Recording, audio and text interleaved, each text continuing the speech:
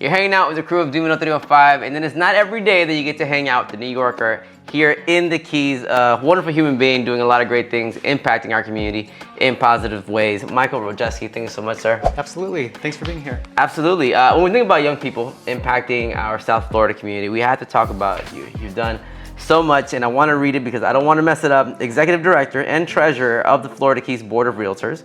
You were elected in 2023 as Chairman of the Board of Directors for the Key Largo Chamber of Commerce, and you were officially sworn in December 2025.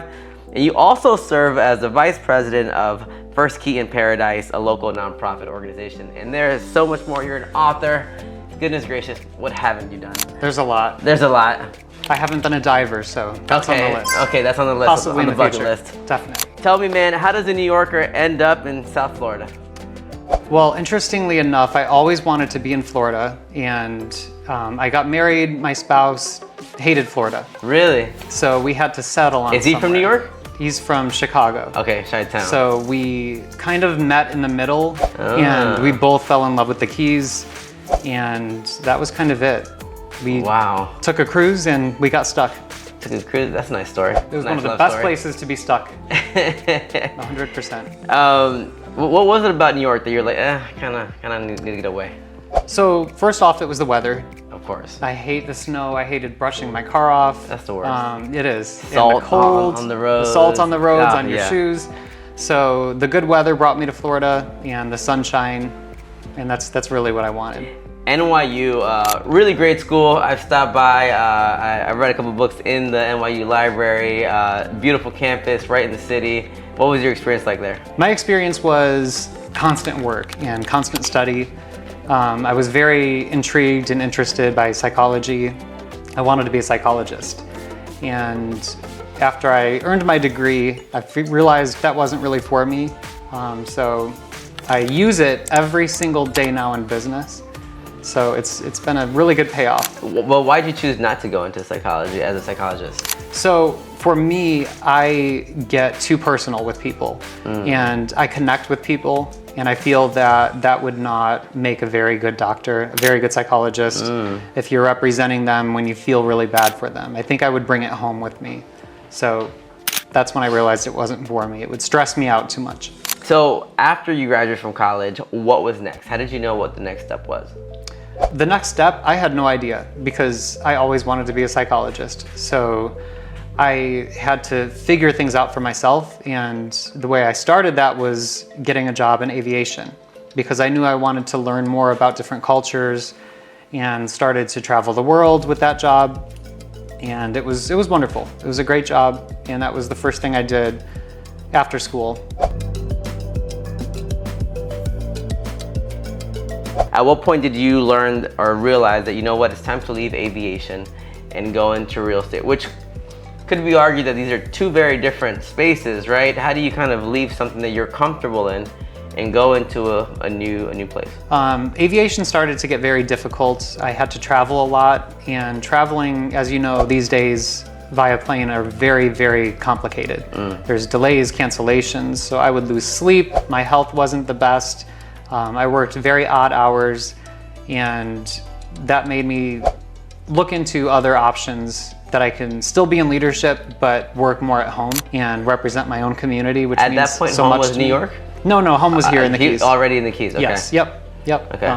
When I first moved to the Keys, I was in aviation still. Okay. So living here, I wanted to be home more. I wanted to be on the island, and I wanted to be involved in local initiatives and organizations. So that's kind of what drove me into the change, was being home more, not in my house, but on the island. What were some things that you were not prepared for?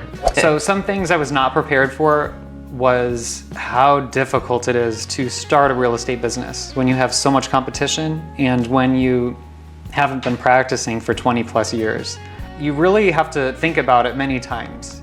And I had to navigate that in a different way. So I would just work really hard and be consistent and just always do the right thing on my end. And my actions spoke for themselves over time. At what point do you decide, you know what, it's time for me to step up into these leadership positions? Like I said, Florida Keys Board of Realtors, Chairman of the Board of Directors. At what point do you start saying, you know what, I need to do this? So I've always cared very deeply about the community that I live in, And as I saw all of our different organizations that I've joined and being a part of local projects, I really wanted to be more involved.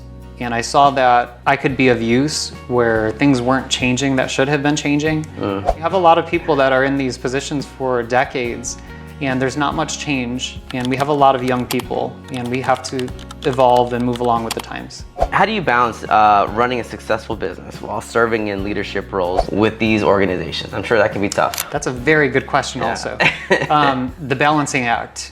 So I had to learn that the hard way. Early on, I took on more than I should have, and it just led to immense stress.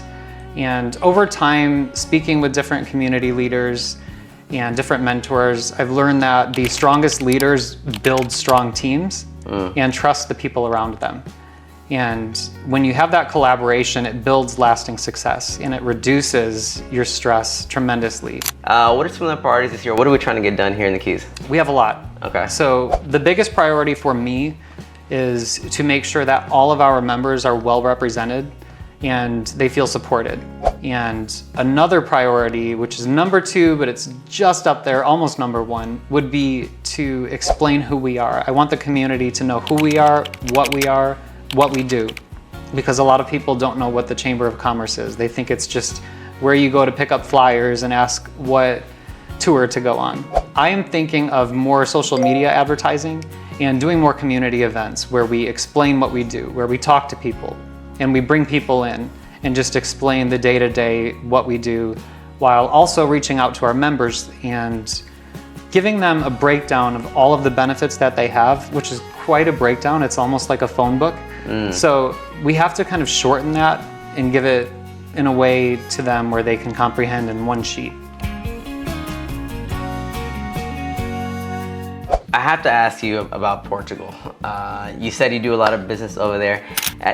Was that a way of connecting aviation to real estate? Is that part of how you will connect your past life with your present life? No, actually. No, I was invited by a broker in Portugal and community leaders out there when they saw my social media and Instagram ads, and I also have Disney Plus ads. They saw that and they reached out to me.